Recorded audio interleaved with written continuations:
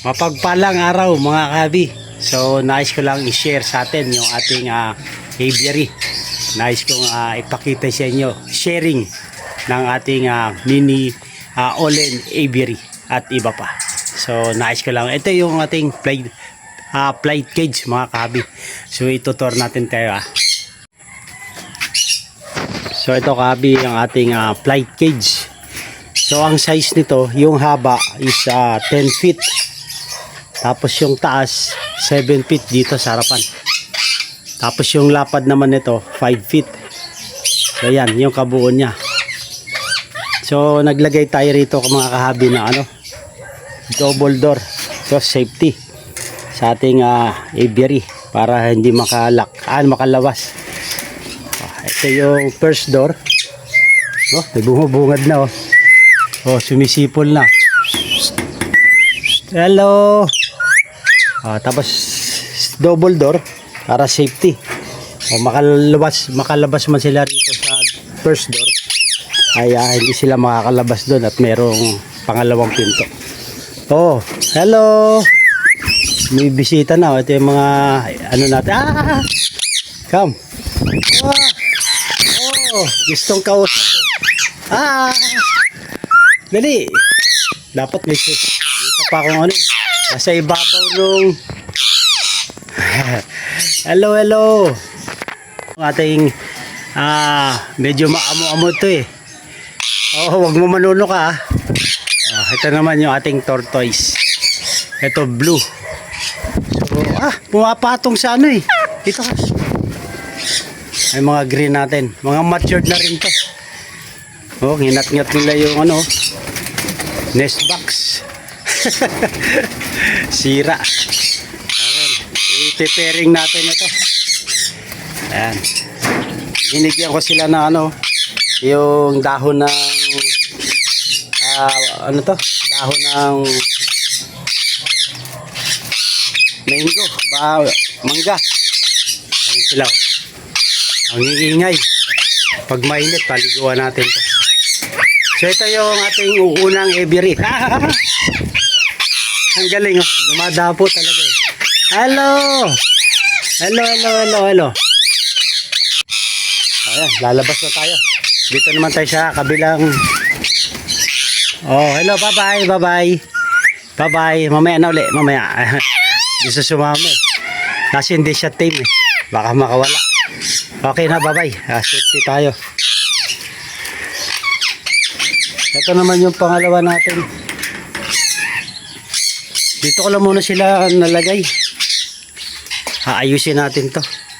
Ito yung natin, San Cunyor na pair. Napanalunan natin sa raffle. Tapos ito rin yung red factor natin. Ito GCC tortoise, medyo madilim. Ayan tortoise. Yung kaparis niya andito sa baba. Pinaghiwalay ko muna sila para pag i-breed natin ma-miss nila yung isa't isa. So ayan, mga kahabi, yung ating sharing muna. Ay yung mga nest box ko, ayusin ko. Tsaka yung mga cages ko. 10 pieces yan ayusin natin. Ito naman yung isa kong aviary, pangalawa. Para naman ito sa mga African lovebirds o yung Agapornis fisheries. Ayan, medyo makalat pa sa area na to. Ayusin natin to. Ayan mga nasa 25 piraso sila. Halo-halo na yan sila. Pero mga sila na mga opaline. Mga breed sila. Yung mga mutation nila, mga opaline.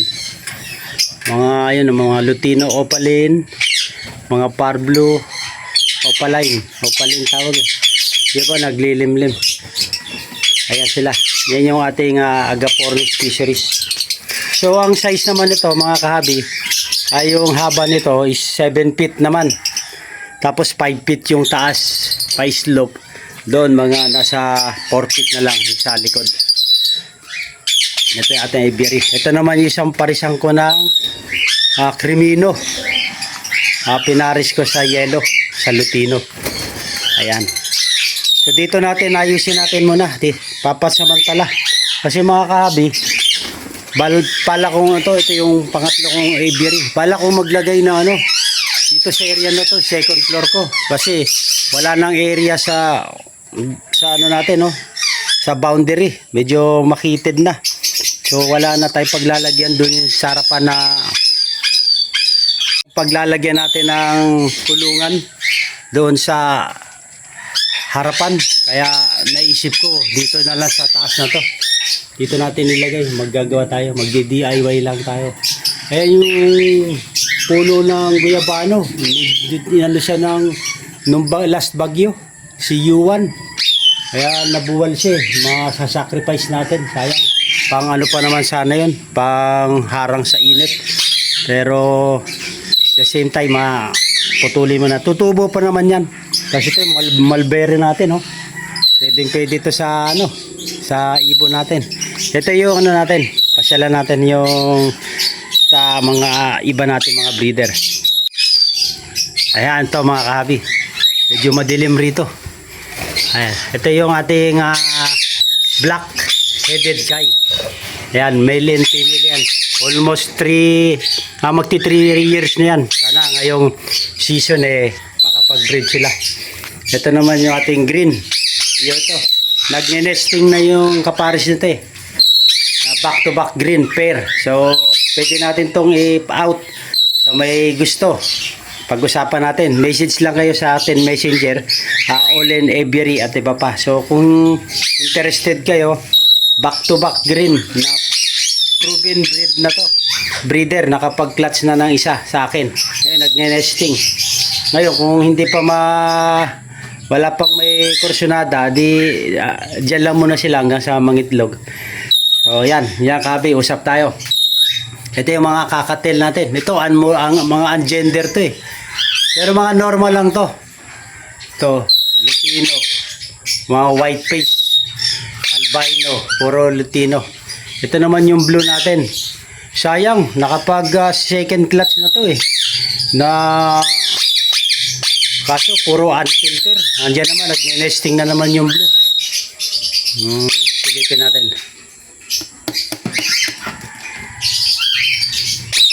Silipin natin yung blue. Hello.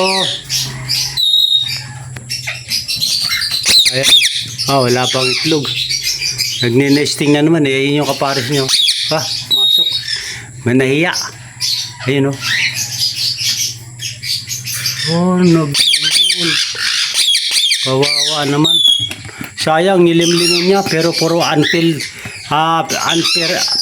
Hindi na pisa. Ito naman yung natin. Isang breeder. Great pallid. Ang kapares niya naman albino. Nagne-nesting. Tapos ito rin.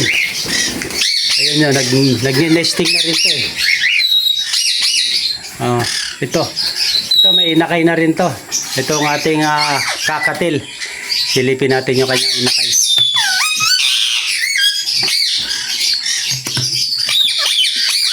Pero siya dito inakay Ayan tatlo. Wow, ang cute.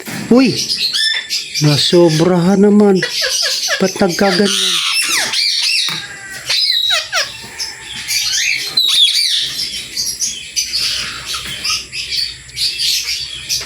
Nagkaganito to.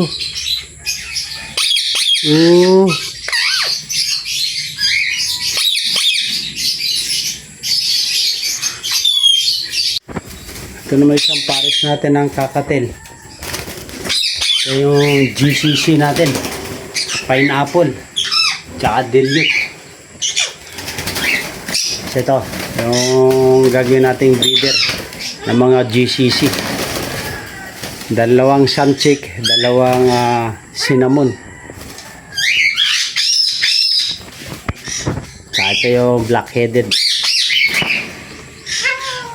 So yung mga kabi, sharing lang muna tayo sa ating aviary. Sayang yung inakay, hindi pinapakain ng kakatil. Ano kaya ang gagawin natin dyan? I-hand feed na lang natin. Tapos yung isa lumobo yung pitso. Ano kaya makakasurvive pa kaya yun? So ito mga kabi, update lang muna tayo sa ating aviary. Ito ang Olen Aviary. Hope nagising to. Kung nagising yung ganitong pag-share ko sa ating aviary, paki-subscribe po yung ating YouTube channel. Maraming salamat.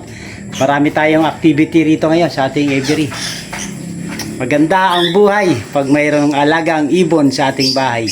Mabuhay and God bless. Thank you for watching.